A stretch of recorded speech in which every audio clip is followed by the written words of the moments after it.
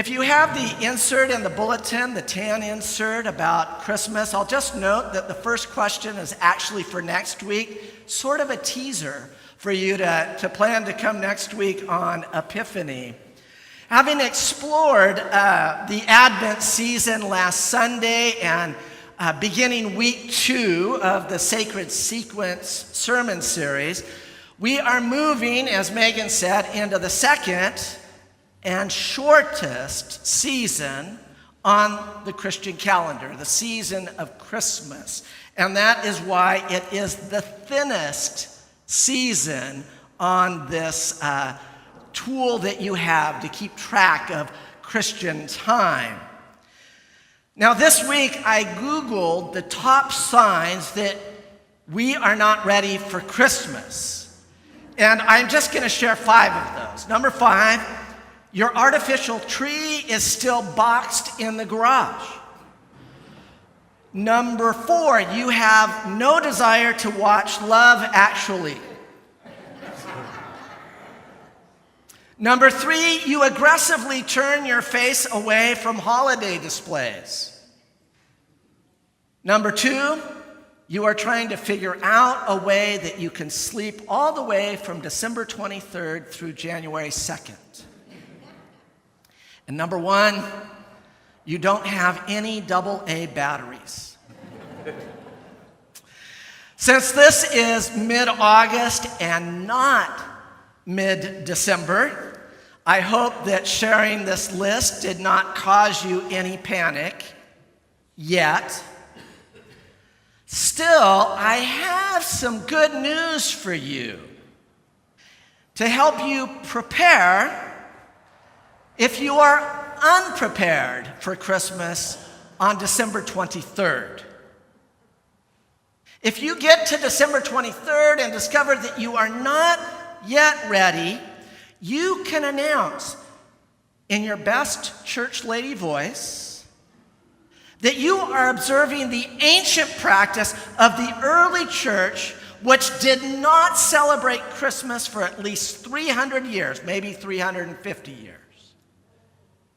Or you can say that you are reclaiming your Protestant heritage, which included the abolition of Christmas as a public holiday in England in the 16th century at the behest of the Puritans. Indeed, Puritans of the 16th and 17th centuries objected to, quote, the drinking, roaring, healthing, dicing, and carding, which accompanied Christmas gatherings as, quote, liberty to carnal and sensual delights. Now, if you're curious, healthing refers to toasting with intoxicating beverages to your health. And dicing, of course, is not cutting vegetables. It's playing a dice game. And carding is not sending Christmas cards, but rather playing cards. According to the Christian calendar, a book passed along to me about a year or so ago by David McKee. In 1964, Parliament ordered December 25th to be a fast day, in order that all might call to remembrance their own sins and those of their fathers, not mothers, their fathers, who transformed a day sacred to the memory of Christ into an occasion of revelry. Those Puritans were really good at shame and self-loathing. And Puritan settlers brought this same anti-celebratory sentiment across the pond when they began settling in New England and passing numerous laws that would extinguish any celebration of Christmas. Now, I won't go into it very much, but we can thank Queen Victoria and the 19th century author Charles Dickens for rehabilitating the festival of Christmas. Dickens wrote, "It is good to be children sometimes, and never better than at Christmas when the mighty founder of Christianity was a child himself." Which is a fairly good theological observation, I'd say. But how was 1225 decided to be the date when we would celebrate Jesus' birth? There are many reasons why Jesus would not have been born in late December, most notably because the shepherds would not have been in the fields at that time of year. But there are two central theories for why 1225 was chosen. And I think they overlap a bit. One, around the year 200, a Roman churchman by the name of Hippolytus concluded that the crucifixion had taken place on March 25th in the year 29. And I also learned this week that March 25th was also thought to be the date of creation itself by ancient religious authorities. But most critically, for our purposes, the date is also determined to be Gabriel's annunciation to Mary, because March 25th is, of course, 9 months before December 25th. And let's just leave it to a man to figure out that the birth would be right on schedule. Number two, in Rome, December 25th was the solstice feast of Natalis Invicti, or the birth of the unconquered sun, S-U-N. And given those pagan roots, the church sought to shift the meaning to a more Christian one by celebrating the birth of the Son of Righteousness, or the arrival of the light of the world on December 25th. Again, I'm not going to delve into this too much, but many of our Christmas traditions actually come from another pagan solstice festival, Saturnalia, and a pagan festival of the Norsemen called the Yule Feast, a feast which lasted, can you guess how many days? 12 days of Christmas. 12 days. And so, 567 years after Jesus' supposed birth date, the Council of Tours in France established the time between Christmas Day and Epiphany as a single 12-day cycle on the liturgical calendar, which we still observe more or less today. So I hope that what we can discern is what an untidy amalgamation our modern celebration of Christmas is.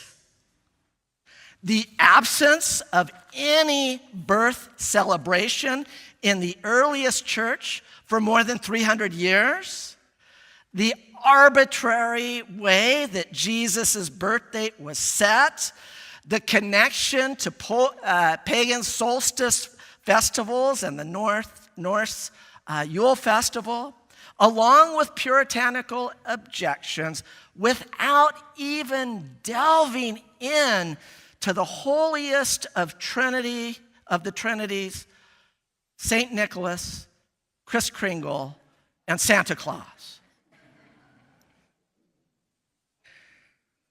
So well before Christmas comes this year, it may be very helpful for us to know that Christmas has always been an untidy mess from the very beginning, firmly establishing, no matter what your mother-in-law says, that there's never been a perfect Christmas. Philip Yancey writes, in contrast to what Christmas cards would have us believe, Christmas did not sentimentally simplify life on planet Earth. Noting the messiness of pregnancy and the messiness of birth, Yancey reminds us that for the unwed Mary and Joseph, the time would have included 9 months of awkward explanations and the lingering scent of scandal. And then Yancey concludes, it seems God arranged the most humiliating circumstances possible for Christ's entrance, as if to avoid any charge of favoritism. In 1957, an Anglican priest by the name of J.B. Phillips wrote a fantasy story. Now, it's sort of the opposite of the Screwtape Letters written by C.S. Lewis. Rather than letters between a senior demon and an apprentice junior demon, Phillips imagines a senior angel showing a very young angel the splendors of God's universe. They flit across time and space, traversing the whirling galaxies, finally stopping in one galaxy with about 5 billion stars. And Phillips writes, as the two of them drew near to the star, which we call our sun, and to its circling planets, the senior angel pointed to a small and rather insignificant sphere, turning slowly on its axis. It looked as dull as a dirty tennis ball to the little angel, whose mind was filled with the size and glory of everything else he'd seen. I want you to watch that one particularly, said the senior angel, pointing with his finger. Well, it looks very small and rather dirty, said the little angel. What's so special about that one? The little angel listened in stunned disbelief as the senior angel explained that this small, insignificant, and not overly clean planet was the planet renowned in the heavens as the visited planet. Do you mean that our great and glorious prince went down in person to that fifth-rate little ball? Why should he do a thing like that? The little angel's face wrinkled in disgust. Do you mean, said the little angel, he stooped so low as to become one of those creeping, crawling creatures on that floating ball? I do, the senior angel said, and I don't think he would like you to call them creeping, crawling creatures in that tone of voice. For strange as it may seem to us, he loves them. He went down to visit them and lift them up to become like him. The little angel looked blank. Such a thought was almost beyond comprehension. I beg your pardon for not editing the pronouns of J.B. Phillips' story, but I do think we can relate to the idea of God's incarnation as being almost beyond comprehension. In her 1987 memoir, Angels Without Wings, Jane Vonnegut Yarmolinsky writes, the whole concept of God taking on human shape and all the liturgy and ritual around it simply never made any sense to me. That was because I realized one wonderful day it was so simple. For people with bodies, important things like love have to be embodied. Or else people with bodies would never in a trillion years understand about love. Never in a trillion years. Reminds me of a line from For the Time Being by W.H. Auden, a poem about Christmas. Nothing can save us that is possible. Or to put it another way, what can save us is beyond comprehension. So the question that I will leave you pondering today, well in advance of Christmas,